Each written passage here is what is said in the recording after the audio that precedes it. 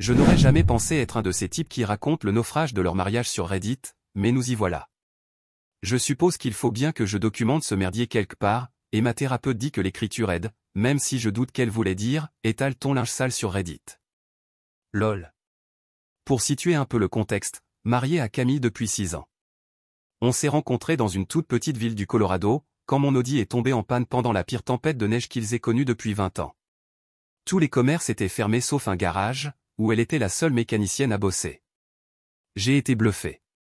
Elle a diagnostiqué le problème en 10 minutes à peine, injecteur défectueux et conduite gelée.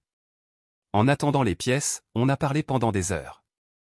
Elle payait ses études toute seule, bossait comme mécano, voulait devenir avocate. Intelligente comme pas deux, ambitieuse, magnifique. J'étais conquis.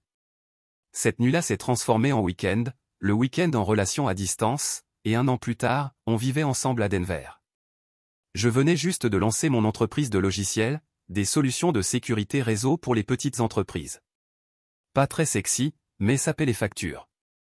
Elle a terminé ses études de droit, a réussi le barreau, et a été embauchée dans un cabinet prestigieux. La vie était belle, on avait trouvé notre rythme. Je nous ai soutenus financièrement pendant ses études, puis elle a commencé à ramener beaucoup d'argent pendant que je faisais croître ma société. Avance rapide jusqu'en janvier dernier, Camille a commencé à travailler tard tous les mardis. Toujours le mardi. Au début, je n'y ai pas prêté attention. Les cabinets d'avocats sont réputés pour leurs horaires de dingue. Mais j'ai ensuite remarqué d'autres changements, son mot de passe de téléphone avait changé, elle se douchait immédiatement en rentrant à la maison, et elle sentait différent, comme du savon d'hôtel, pas son parfum habituel. Je ne suis pas un idiot, enfin peut-être que si pendant un temps, mais je ne suis pas non plus du genre à accuser sans preuve. Alors j'ai fait ce que n'importe quel mec parano de la tech ferait, j'ai vérifié nos comptes communs. Les relevés de cartes bancaires montraient des paiements au Marriott du centre-ville, chambre 412, tous les mardis, pendant 8 putains de mois. Toujours réglé intégralement, toujours la même chambre. Le nom sur la réservation, Justine Parker, son collègue du cabinet. Un mec marié avec 2 enfants. Je ne l'ai pas confronté immédiatement, à la place, j'ai tout compilé, reçu d'hôtel, relevé de cartes, j'ai même recoupé ses messages, je travaille tard, avec les heures d'enregistrement à l'hôtel. J'ai aussi relu notre contrat de mariage, celui qu'elle avait exigé quand mon entreprise avait commencé à décoller.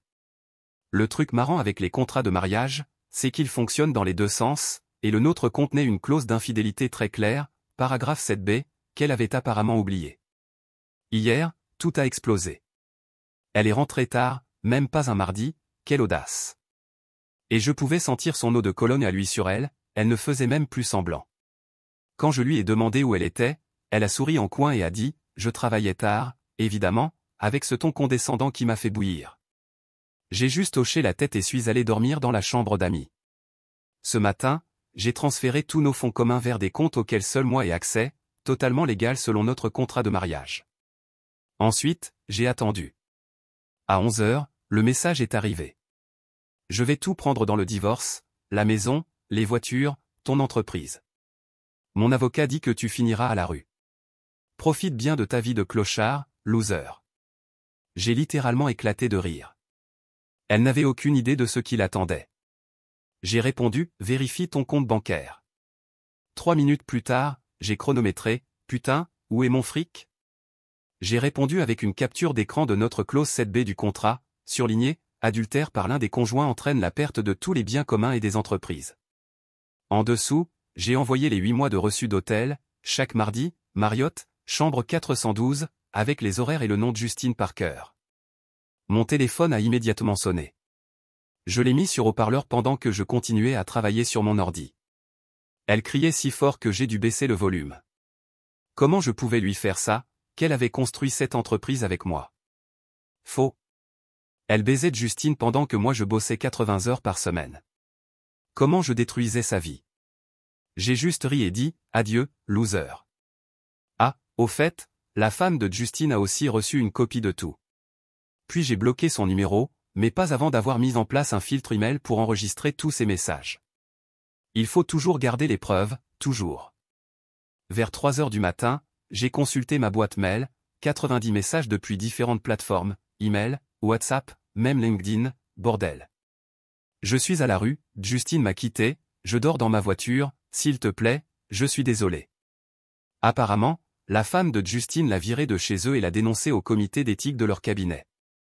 Leur liaison violait une clause sur les relations entre collègues, vu qu'ils bossaient sur certaines affaires ensemble. Sa carrière est quasiment finie. Quant à Camille, sa mère m'a appelé ce matin en larmes, disant qu'elle avait tout perdu. Apparemment, Camille s'est pointée chez ses parents à 4 heures du matin avec juste son sac et les vêtements qu'elle portait. Justine lui avait promis qu'ils commenceraient une nouvelle vie ensemble une fois qu'ils auraient quitté leurs conjoints respectifs. Au lieu de ça, il a bloqué son numéro et tente désespérément de sauver son mariage. J'étais sur le point de raccrocher quand la mère de Camille a dit quelque chose qui m'a glacé le sang. Elle ne couchait pas juste avec lui, Case. Il prévoyait de voler tes clients.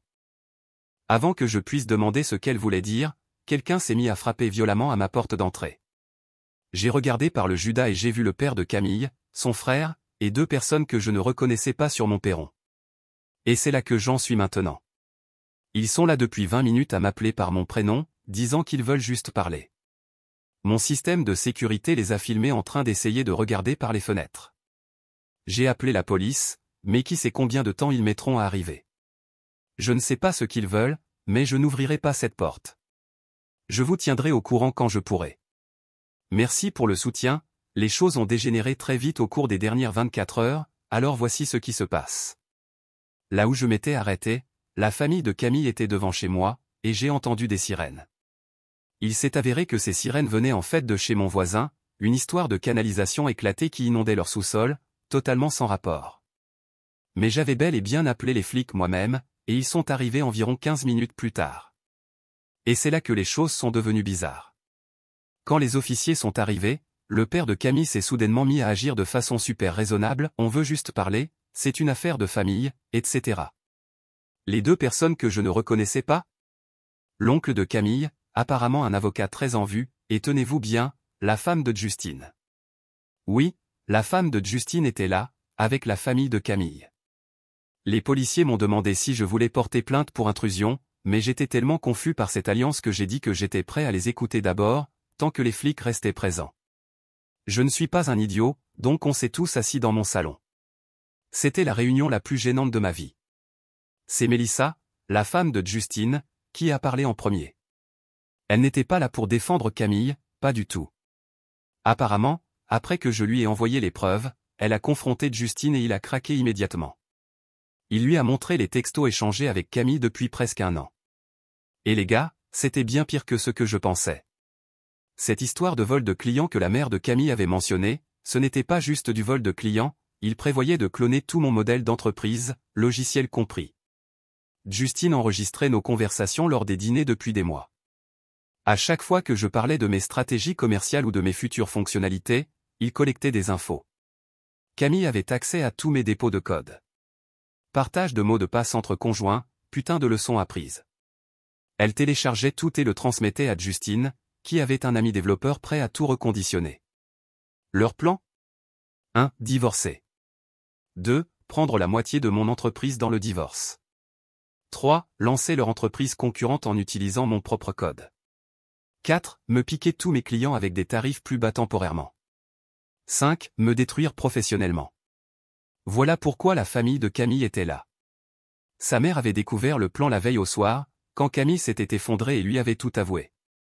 Son père et son oncle étaient furieux, non pas contre moi, mais contre elle. Il s'avère que son père avait été un des premiers investisseurs de mon entreprise, il avait mis 20 000 $ quand on se lançait. Il ne savait pas que Camille avait un côté aussi putain de sans scrupules. Quant à Mélissa, la femme de Justine, elle avait apporté des captures d'écran de tout, leur plan entier exposé dans les textos et les mails. Justine avait apparemment été assez idiot pour utiliser leur ordinateur familial pour cette merde, sans jamais effacer l'historique du navigateur. Alors pourquoi étaient-ils tous chez moi? Pour différentes raisons. Le père de Camille voulait me prévenir et s'excuser. Son oncle voulait discuter des options juridiques contre Camille et Justine. Mélissa voulait me proposer de faire équipe pour qu'ils subissent tous les 2 les conséquences. J'étais encore en train d'assimiler tout ça quand mon téléphone a vibré avec une alerte de sécurité, quelqu'un essayait d'accéder à mon panneau d'administration professionnelle depuis un appareil inconnu. 3 devinettes. J'ai ouvert les journaux de connexion devant tout le monde. L'adresse IP venait d'un Starbucks à l'autre bout de la ville. Camille était littéralement assise dans un café en train d'essayer de pirater mes systèmes pendant que sa famille me présentait des excuses chez moi. Je l'ai définitivement verrouillé hors de tout accès et changé tous les mots de passe, les questions de sécurité et les adresses mail de récupération sur le champ. Ensuite, j'ai appelé mon développeur, gros big up à Ryan, qui a tout laissé tomber un samedi pour m'aider. Et on a lancé ce que j'appelle le « protocole terre brûlée », une refonte complète de la sécurité qui invalide tous les jetons d'accès existants. C'est à ce moment-là que mes parents sont arrivés chez moi à l'improviste. Ma mère essayait de me joindre toute la matinée, mais mon téléphone filtrait toujours les numéros inconnus depuis que j'avais bloqué Camille. Et comme je ne répondais pas, ils ont conduit 3 heures depuis le Wyoming pour s'assurer que j'allais bien. Un geste typique de parents inquiets. Quand ma mère a compris ce qui se passait, elle est passée en mode maman ours. Elle a pris Mélissa à part et elles ont discuté tranquillement pendant une vingtaine de minutes. Ensuite, mon père, qui est normalement la personne la plus calme que je connaisse, a appelé son pote qui bosse en criminalistique numérique. 1 heure plus tard, ce type débarquait chez moi avec du matos pour passer en revue mon réseau domestique et vérifier s'il y avait des portes dérobées ou des enregistreurs de frappe que Camille aurait pu installer. Et il s'avère qu'elle avait bel et bien installé un logiciel espion sur mon ordi portable 3 mois plus tôt. On a trouvé des preuves qu'elle prenait des captures d'écran de mes communications professionnelles et les envoyait à une adresse mail que je ne reconnaissais pas. Pendant que tout cela se produisait, j'ai reçu un message d'un numéro inconnu. Ce n'est pas fini. Tu crois être si malin? Attends lundi. Ça ne pouvait être que Camille ou Justine. Le soir même, nous avions un plan. Mélissa et moi allions déposer des ordonnances restrictives dès lundi matin. L'oncle de Camille allait préparer une mise en demeure concernant ma propriété intellectuelle. Mes parents resteraient quelques jours chez moi comme témoins, au cas où Camille tenterait quelque chose. L'ami expert en criminalistique de mon père rédigerait un rapport documentant le logiciel espion. Dimanche matin, aujourd'hui, je me suis réveillé avec une nouvelle alerte de sécurité. Quelqu'un avait tenté d'accéder à mon application bancaire personnelle à 4 heures du matin. La tentative venait d'un appareil connecté au réseau domestique de, surprise, Justine. Voilà pour la coupure de lien avec Camille, ils bossent encore ensemble. J'ai appelé Mélissa immédiatement. Elle a fondu en larmes. Apparemment, Justine lui avait dit qu'il séjournait à l'hôtel, mais la localisation de son application familiale montrait qu'il était à la maison toute la nuit. Elle s'est rendue là-bas, et a trouvé leurs 2 voitures dans l'allée. Du coup, maintenant, Mélissa dort dans la chambre d'amis chez mes parents. Ils ont insisté. Et on attend tous que les banques et les tribunaux ouvrent demain. Tous les 3, nous avons passé la journée à appeler mes clients pour les prévenir d'éventuelles tentatives d'hameçonnage ou de gens prétendant représenter ma société. À peine avions-nous terminé le dernier appel qu'une enveloppe manie a été livrée à ma porte. À l'intérieur, une notification juridique officielle, apparemment, Camille conteste le contrat de mariage, affirmant que je l'ai contrainte à le signer et que je cache des actifs dans des comptes de crypto-monnaie. Le truc, c'est que j'ai bien des comptes crypto. Ils sont parfaitement légitimes, des investissements que j'ai déclarés dans toutes mes déclarations fiscales. Mais ils n'étaient pas spécifiquement mentionnés dans le contrat de mariage, car j'ai acheté les cryptos après notre mariage. Me voilà donc assis ici avec mes parents, Mélissa, et un sentiment croissant que demain va être un putain de cauchemar. Je n'arrive pas à croire que la femme que j'ai soutenue durant ses études de droit utilise maintenant ce même diplôme pour me détruire. Je vous tiendrai au courant quand j'en saurai plus. Souhaitez-moi bonne chance pour demain. Mise à jour 2, ok. Donc lundi, hier, a été un chaos total, et j'essaie encore de digérer ce qui s'est passé. Accrochez-vous, parce que cette merde devient plus folle d'heure en heure. Première chose le matin, j'ai rencontré mon avocat pour revoir la contestation du contrat de mariage déposé par Camille. On préparait notre riposte quand mon téléphone s'est mis à exploser de notifications. 3 de mes plus gros clients avaient reçu des emails d'une nouvelle entreprise nommée SecureNet Solutions leur proposant de transférer leur service de sécurité sans accroc avec une remise de 30%. Le logo était pratiquement une version inversée en couleur du mien. Le site web affichait des témoignages de clients avec lesquels je n'ai jamais travaillé, probablement faux, et l'adresse email de contact était info@securnetsolutions.co, une putain de lettre près de mon domaine.com. Ils avaient déjà créé des comptes sur les réseaux sociaux avec un branding presque identique au mien. Ce n'était plus un projet, ils avaient lancé l'entreprise concurrente dans la nuit. Mon avocat a immédiatement commencé à rédiger des lettres de mise en demeure pour violation de marqués de droit d'auteur. Pendant qu'on gérait ça, Mélissa, la femme de Justine, m'a appelé en panique. Justine avait vidé leur compte d'épargne commun. Les 47 000 $ avaient disparu. Il avait aussi pris l'argent du fonds universitaire de leurs enfants, encore 35 000. Elle était littéralement à la banque, tentant de geler le reste, quand elle m'a appelé. J'ai dû interrompre la réunion avec mon avocat pour l'aider à s'y retrouver. Mes parents sont retournés dans le Wyoming pour aider Melissa à sécuriser ses biens restants et déménager ses affaires de la maison avant que Justine ne fasse plus de dégâts. En milieu d'après-midi, mon avocat a proposé qu'on rencontre immédiatement le juge en charge de la contestation du contrat. On a réussi à obtenir une audience d'urgence prévue à 16 heures. En quittant son bureau, j'ai reçu un SMS d'un numéro inconnu, « Vérifie ton email ». Le mail contenait un fichier audio. Je l'ai écouté dans la voiture en route pour le tribunal, et mon sang s'est glacé.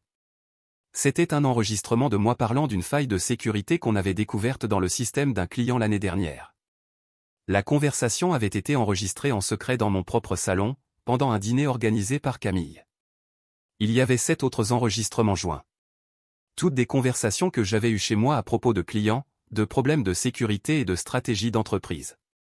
Certaines incluaient les noms des clients et des détails précis sur leur système.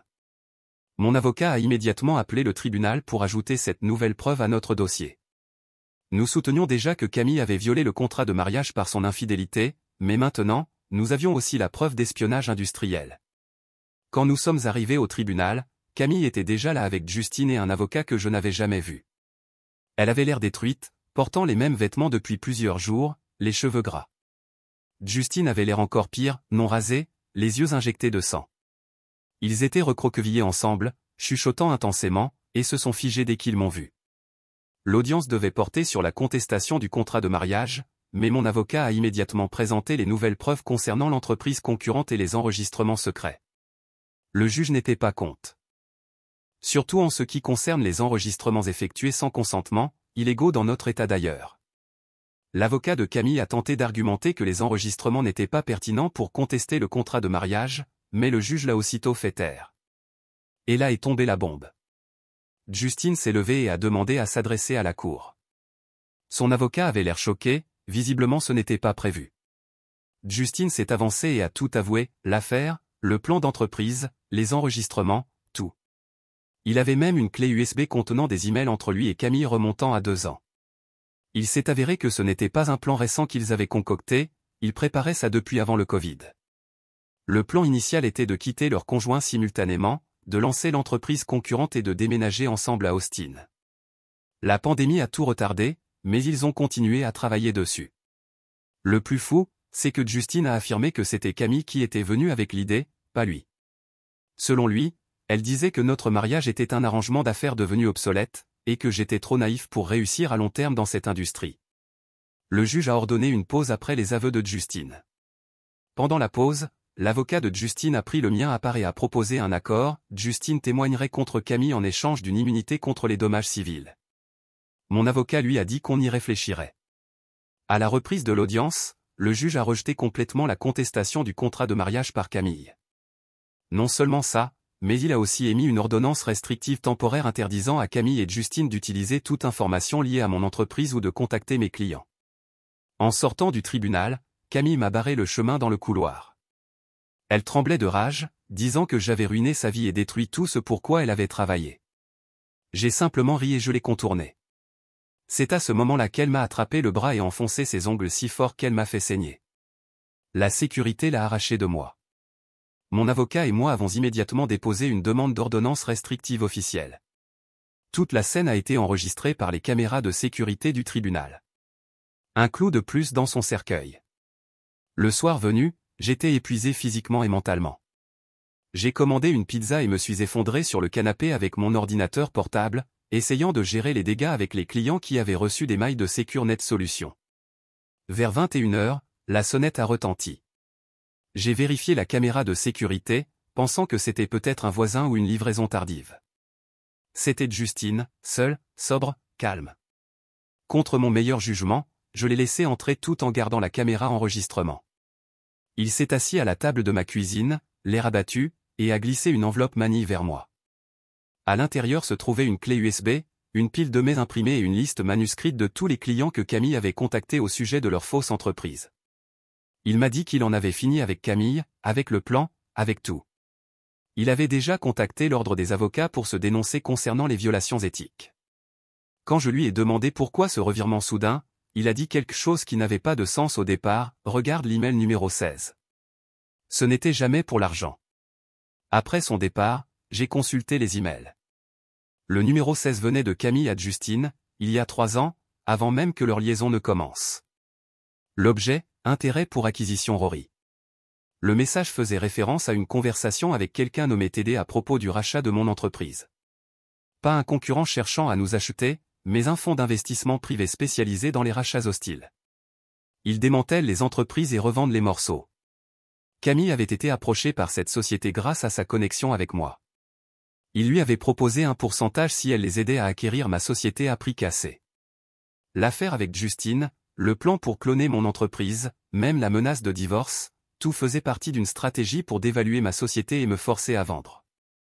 J'ai passé la nuit à tout examiner. Il y avait des dizaines de mails entre Camille et ce fameux TD. Le plus récent datait de la semaine dernière, disant à Camille d'accélérer le calendrier car ils avaient une autre cible en vue si la mienne échouait. J'étais encore en train d'assimiler tout ça quand mon téléphone a sonné avec une nouvelle notification mail. Il était 5 heures du matin. L'expéditeur, td@blackstoneventure.net. Objet, une proposition mutuellement bénéfique. Le message, Monsieur mon nom, il semble que votre épouse n'ait pas pu mener à bien notre accord. Peut-être préféreriez-vous discuter des termes directement. Nous pouvons vous offrir un bien meilleur accord que celui qu'elle recevait. Mon bureau, demain 10h. Une adresse au centre-ville de Denver figurait dans la signature. J'ai immédiatement tout transféré à mon avocat et convoqué une réunion d'urgence avec mon équipe principale à 8h. Je ne sais pas encore qui est ce TD, mais je vais le découvrir. Et peu importe qui il s'en est pris à la mauvaise personne. Mise à jour à venir après la réunion de demain. Ce n'est plus seulement une affaire de Camille. Dernière mise à jour, waouh. Ces 10 derniers jours ont semblé durer 10 ans. Désolé pour le retard dans les nouvelles, mon avocat m'a conseillé de garder le silence pendant qu'on gérait les retombées. Mais j'ai tellement de choses à partager et honnêtement, j'avais besoin d'écrire tout ça pour m'en remettre. La dernière fois que je vous ai laissé, j'étais sur le point de rencontrer cette mystérieuse personne nommée TD. Nous nous sommes rendus à l'adresse indiquée, une tour de verre dans le centre-ville de Denver, à 9h du matin, complètement prêt pour la guerre. Mon équipe comprenait mon avocat, Ryan, mon développeur principal, et un expert en criminalistique numérique que mon père connaissait. La réceptionniste nous a dirigés vers le 22e étage, Blackstone Venture. Dès que nous sommes sortis de l'ascenseur, j'ai compris qu'on n'avait pas affaire à une petite boîte. Le bureau respirait l'argent, tout en verre et chrome, avec vue sur les montagnes. On nous a conduits dans une salle de réunion où un homme dans la cinquantaine nous attendait, Thomas Delaney, TD en personne. Cheveux poivre et sel, montreur de prix, cette confiance étrange qu'on ne voit que chez ceux qui ont littéralement du fric à foutre en l'air. Il m'a salué par mon prénom comme si on était de vieux amis et afin d'être surpris que je sois venu avec une équipe, comme si j'étais assez stupide pour me pointer seul. La réunion a commencé par lui glissant un dossier à travers la table, une offre de rachat pour mon entreprise, 7 millions de dollars, ce qui peut sembler beaucoup jusqu'à ce qu'on réalise que ma boîte vaut au moins 22 millions sur le marché actuel. Je n'ai même pas touché au dossier, je l'ai juste regardé dans les yeux et je lui ai demandé pourquoi il avait travaillé avec ma femme pour essayer de détruire mon entreprise au lieu de m'approcher directement avec une offre. C'est là qu'il a lâché la bombe, c'est Camille qui les avait contactés, pas l'inverse. D'après TD, Camille avait approché Blackstone il y a 3 ans après avoir rencontré un de leurs associés lors d'un événement organisé par un cabinet d'avocats.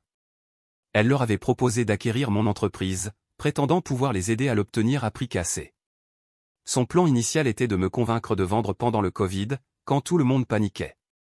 Mais comme mon entreprise a en réalité prospéré pendant la pandémie, elle a dû élaborer une nouvelle stratégie, entre Justine et la liaison. Ce n'était pas juste une histoire de sexe ou de vol de modèle économique. La liaison faisait partie d'un plan en plusieurs étapes, distraction émotionnelle pour m'empêcher de remarquer certaines choses, motif de divorce pour récupérer la moitié de mes biens, homme de l'intérieur pour copier la propriété intellectuelle, création d'une entreprise concurrente pour faire baisser la valeur de ma société et, à terme, me forcer à vendre à prix bradé. Quand je lui ai demandé pourquoi TD s'était impliqué dans un plan aussi tordu, il a juste haussé les épaules et dit « Elle est venue à nous avec le plan déjà en place, nous avons simplement fourni les ressources. » Mon avocat a commencé à enregistrer la conversation sur son téléphone, état à consentement unilatéral, totalement légal. J'ai demandé à TD s'il admettait être coupable d'espionnage industriel et de conspiration. C'est à ce moment-là que tout son comportement a changé. Il a dit que cette réunion était une courtoisie pour m'offrir une sortie digne avant que les choses ne deviennent inutilement compliquées. Je me suis penché en avant et j'ai joué ma carte maîtresse, une clé USB contenant toutes les preuves que Justine avait fournies, les enregistrements faits chez moi, et les emails entre Camille et TD datant de 3 ans. Je lui ai dit qu'on avait déjà déposé plainte auprès de la SEC et du bureau du procureur général de l'État concernant leurs pratiques d'acquisition prédatrice et l'usage de l'espionnage industriel. Son visage a tressailli. Puis j'ai fait une contre-offre, il pouvait soit faire face à plusieurs enquêtes fédérales et poursuites judiciaires, soit signer un accord de non-concurrence, s'engager à ne jamais approcher mon entreprise ni mon secteur d'activité, payer des dommages pour tentative de sabotage industriel et j'ai proposé 5 millions, et fournir un témoignage écrit sur l'implication de Camille. TD a tenté de faire bonne figure en disant que nous n'avions aucune preuve réelle de l'implication directe de Blackstone. C'est là que Ryan a sorti des emails venant du compte professionnel de TD, discutant du plan avec Camille. Le visage de TD est passé de confiant à blême en 5 secondes. Il nous a demandé de sortir quelques instants pendant qu'il faisait des appels. Nous sommes allés dans un café en bas de l'immeuble et avons attendu. 20 minutes plus tard, le téléphone de mon avocat a sonné. L'avocat de TD voulait nous rencontrer. À la fin de la journée, nous avions un accord signé, il paierait 3 millions de dollars en dommages, signerait des accords de non-concurrence étendus, et fournirait des déclarations écrites sur le rôle de Camille dans toute l'affaire. En échange, nous ne poursuivrions pas Blackstone pénalement. Avec TD hors jeu, je pouvais me concentrer sur Camille et Justine. Le lendemain, mon avocat a déposé une requête de divorce élargie, incluant toutes les nouvelles preuves. Nous avons aussi déposé une plainte civile séparée contre Camille et Justine pour espionnage industriel, vol de propriété intellectuelle et conspiration. L'avocat de Justine nous a immédiatement contactés pour négocier, Justine accepterait de témoigner contre Camille et TD en échange d'une réduction des sanctions civiles. Nous avons accepté, mais à condition qu'il rembourse aussi l'argent qu'il avait pris sur les comptes de Melissa. Camille, quant à elle, était en chute libre. Elle s'est présentée à mon bureau sans prévenir jeudi, essayant de me parler. La sécurité l'a escortée dehors, mais pas avant qu'elle ne fasse un scandale dans le hall, hurlant que je lui devais tout pour m'avoir soutenu pendant que je construisais mon entreprise. L'ironie qu'elle prétende m'avoir soutenu alors qu'elle était à l'école pendant que je bossais, c'est la cerise sur le gâteau. J'ai payé ses études de droit. J'ai soutenu ses rêves, et voilà comment elle me remercie.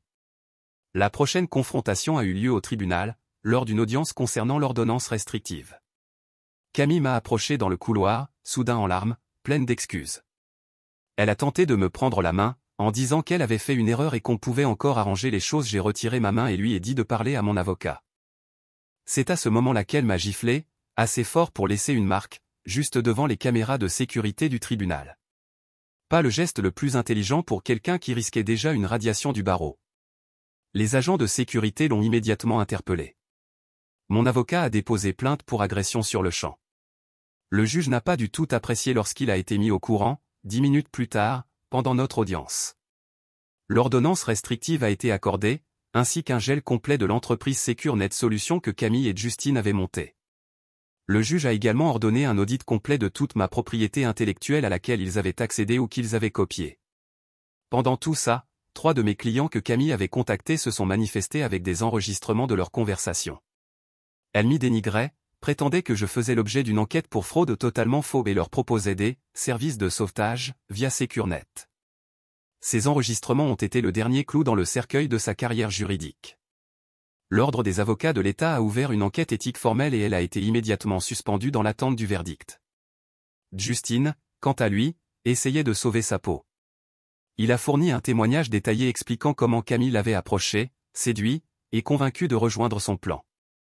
Selon lui, elle avait fait la majorité de la planification, tandis que lui apportait des contacts techniques via un ami d'université qui avait aidé à monter l'entreprise concurrente. Son témoignage a révélé que Camille préparait ça depuis des années. Elle avait méthodiquement collecté des informations, noué des contacts, et attendu le bon moment, tout en dormant à mes côtés chaque nuit, alors que je pensais que nous étions partenaires, en train de bâtir une vie ensemble. Lundi, il y a 2 jours, nous avons eu l'audience finale pour le divorce. Camille ne s'est même pas présentée. Son avocat est venu seul, l'air épuisé, et n'a contesté aucun point. Le juge a prononcé le divorce, validé l'intégralité du contrat de mariage, et m'a octroyé des dommages supplémentaires pour l'ingérence dans mon activité. Hier, j'ai reçu un appel de la mère de Camille. Elle pleurait, disant que Camille s'était présentée chez eux avec toutes ses affaires dans des sacs poubelles. Apparemment, elle vivait dans sa voiture depuis plusieurs jours, après avoir été expulsée du motel minable où elle logeait. Ses cartes de crédit étaient toutes à leur plafond, ses comptes bancaires vides, et sa carrière, en ruine. Sa mère m'a demandé si je pouvais l'aider, juste le temps qu'elle se remette sur pied. J'ai ri pas d'un rire cruel, mais parce que l'absurdité de la situation m'a frappé d'un coup. Après tout ce que Camille m'avait fait, la liaison, le vol, les mensonges, la conspiration littérale pour me détruire, sa mère pensait que je devrais l'aider. Je lui ai dit que j'étais désolé qu'elle soit prise au milieu de tout ça, mais que Camille avait fait ses choix. Des choix très calculés, étalés sur des années. Ce n'était pas une erreur ou un moment de faiblesse. C'était une campagne méthodique pour me ruiner. La nuit dernière, vers 2 heures du matin, mon système de sécurité m'a alerté de la présence de quelqu'un devant ma porte. En vérifiant la caméra, j'ai vu Camille assise sur mon perron, pleurant au téléphone. Je n'ai pas ouvert. J'ai juste appelé la police et signalé une violation de l'ordonnance restrictive. Ils l'ont emmenée dans une voiture de patrouille. Mon voisin m'a envoyé un message ce matin, disant qu'il avait assisté à toute la scène. Apparemment, Camille criait que je lui avais détruit la vie et tout pris. L'ironie ne m'échappe pas. Ce sont presque exactement les mots qu'elle m'avait envoyés par texto, avant que je ne lui révèle que je savais pour sa liaison, profite de ta vie de clochard, loser. Maintenant, c'est elle qui n'a plus de maison, plus de carrière, plus d'avenir. J'aimerais pouvoir dire que je me sens mal pour elle, mais ce n'est pas le cas. Elle a essayé de tout me prendre, pas seulement mon argent ou mon entreprise, mais aussi ma dignité et mon avenir. Et elle l'a fait froidement, méthodiquement, pendant des années. Alors, où en suis-je? Le divorce est définitif. Camille risque des poursuites pénales pour espionnage industriel et agression. Justine a perdu son emploi, mais a échappé aux poursuites pénales en échange de son témoignage. Blackstone Venture a payé 3 millions de dollars en dommages et a signé des accords de non-concurrence. Mon entreprise se remet, même si nous avons perdu 2 clients durant le chaos. Mélissa et ses enfants sont toujours chez mes parents dans le Wyoming, essayant de déterminer la suite. Je dors mieux que depuis des mois. J'ai appris que les gens les plus proches de vous peuvent être les plus dangereux. Camille savait exactement comment me blesser, parce qu'elle savait exactement ce qui comptait pour moi. Ce matin, je me suis réveillé avec un email d'une amie commune. Elle m'a transféré un message que Camille lui avait envoyé la veille, avant l'épisode sur le perron. C'était un long message décousu, dans lequel elle disait qu'elle n'avait jamais voulu que ça aille aussi loin, que ça avait commencé comme une simple opportunité professionnelle, mais que c'était devenu autre chose. D'après elle, elle s'était convaincue que je ne méritais pas mon succès, car il m'était venu trop facilement. Elle m'en voulait d'avoir bâti une entreprise florissante pendant qu'elle galérait en école de droit. Ce sentiment d'avoir droit à tout est hallucinant. C'est elle qui a choisi l'école de droit. C'est moi qui l'ai financée. Je travaillais 80 heures par semaine à construire ma société tout en nous soutenant tous les deux. Rien ne m'est venu facilement. J'ai mérité chaque parcelle de mon succès. Voilà où nous en sommes. Moi, je reconstruis. Elle est détruite. Exactement comme elle l'avait planifié pour moi.